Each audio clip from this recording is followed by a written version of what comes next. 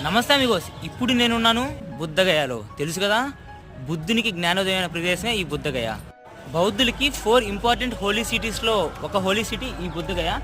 మొదటి వచ్చి లుంబిని, రెండవది వచ్చి బుద్ధగయ, మూడవది వచ్చి సారనాథ్, నాలుగవది వచ్చి కుషీనగర్.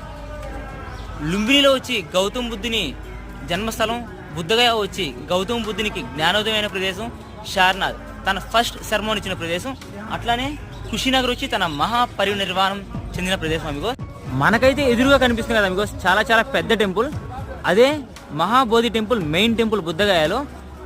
జస్ట్ ఆ టెంపుల్ వెనకాలనే బోధి వృక్షం అయితే ఉంటుంది. ఆ బోధి వృక్షం కిందనే గౌతమ బుద్ధునికి జ్ఞానోదయం అయింది. సారీ అమిగోస్, లోపలికి ఫోన్స్ నాట్ అలౌడ్. వీడియోస్లో చూడుకుంటే ఏముంది బ్రో, డైరెక్ట్గా బుద్ధగయకి రండి, ఆ ప్లేస్కి వెళ్ళండి, ఎక్స్పీరియన్స్ అవ్వండి. చాలా చాలా హిస్టారికల్ ప్లేస్, చాలా చాలా ఏన్షియంట్ టెంపుల్. అమిగోస్ మీ సపోర్ట్ ఉంటే తొందరగా ప్రపంచ యాత్ర అయితే స్టార్ట్ చేస్తాను.